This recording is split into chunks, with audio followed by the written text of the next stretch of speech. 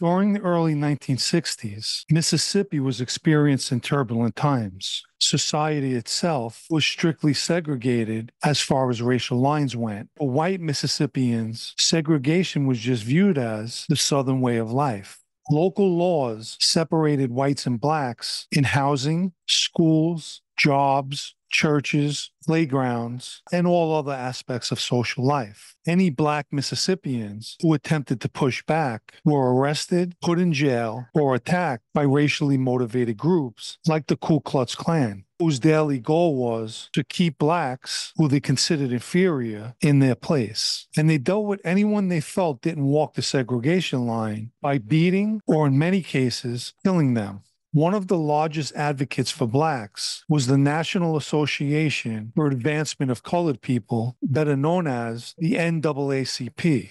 Medgar Evers, who was born in Decatur, Mississippi, and served the Army during World War II, joined the NAACP in 1952, and he was named the NAACP's first field secretary for Mississippi in 1954. In the early morning of June 12, 1963, Evers returned home in Jackson, Mississippi after attending an NAACP meeting. After exiting his car, he was shot by a rifle. His wife found him collapsed outside their front door. He was rushed to a local hospital in Jackson and was initially refused treatment because he was black. But at the urging of his wife, they finally admitted him, but Evers died a short time later while at the hospital. In June 1964, a major event would take place that would forever change Mississippi, as well as the racial segregation in the Deep South.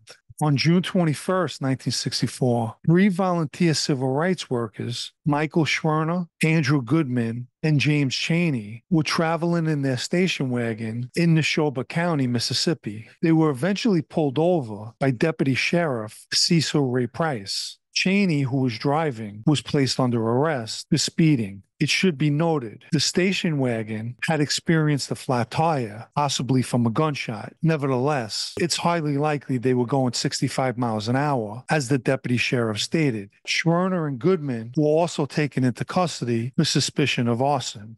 A week earlier, the Klan burned down the Mount Zion Methodist Church, which was one of 20 black churches that were firebombed across Mississippi. At around 10 p.m. that night, all three men were released after Chaney paid a $20 fine for speeding. Despite being released, they were followed while driving away by the deputy sheriff and two carloads of Klan members. The station wagon was once again pulled over, and the three men were placed in the deputy sheriff's car. They were taken down a remote road called Rock Cut Road and taken out of the car and all shot to death.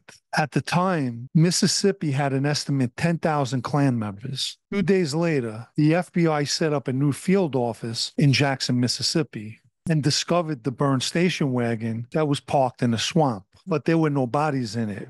The disappearance of the three civil rights workers gained national attention, so much so that President Lyndon Johnson began putting pressure on FBI Director J. Edgar Hoover to solve the case. Intense effort to locate the missing men took place. A massive search began, conducted by the FBI, who moved their resources into Mississippi. Also aiding in the search was local and state authorities, who after a while were deemed deceitful and obstructionist. The National Guard and the U.S. Navy also aided in the search. The agents had to deal with deliberate false leads, which wasted their time and led to federal authorities investigating independently of local and state law enforcement, especially since local law enforcement suggested the three men purposely disappeared in order to bring more attention to their cause. The FBI conducted approximately 1,000 interviews during the summer and fall of 1964. However, people were reluctant to cooperate. They feared the FBI, but more crucially, they feared the Klan. It should also be noted, in the 48-page report compiled by the U.S. Department of Justice that was investigating this matter,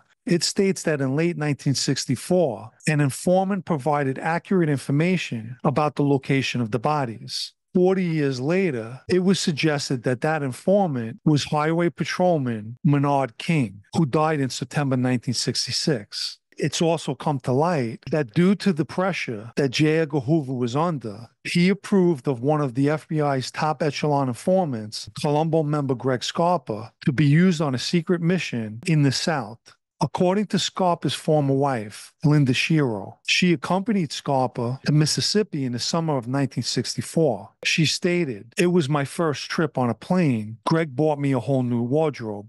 She said that an FBI agent came to their hotel room and handed Scarpa a gun. Supposedly, the following day, Scarpa and the agent visited Bird's radio and TV service, a local shop owned by Klans member Lawrence Bird. They purchased a TV, which Bird helped them carry out to the car, at which point Scarpa shoved him into the back seat and began pistol whipping him. Bird not only gave up where the activists were buried, but signed a 22-page confession implicating everyone involved. Scarpa told Shiro that he forced a Ku Klux Klan member to reveal the location of the three activists by putting a pistol in the guy's mouth. The next day, August 4th, 1964, FBI agents armed with a search warrant conducted an excavation at the old Jolly Farm that was owned by Olin Lavelle Barrage, who happened to be the person who supplied the gasoline that set the station wagon on fire.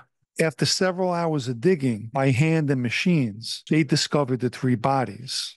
Apparently, after shooting the three men, they piled their bodies into the back of the station wagon and drove to the old Jolly Farm, placed the bodies under a dam, and then buried them with a Caterpillar bulldozer. After they were buried, Deputy Sheriff Price told everyone present, "Well, boys, you've done a good job. You've struck a blow for the white man. Mississippi can be proud of you. You've let those agitating outsiders know where this state stands. Go home and forget about it." He then threatened them. If anyone spoke about what took place, they would be killed. Let me quickly remind everyone to please like this video, as well as the super thanks icon found down beneath, for anyone who'd like to show their appreciation or support this podcast. On December 4th, 1964, 19 men were arrested for their involvement in the murders, including Deputy Sheriff Price, who can be seen here at his arraignment. By October 20th, 1967, most of the defendants were convicted.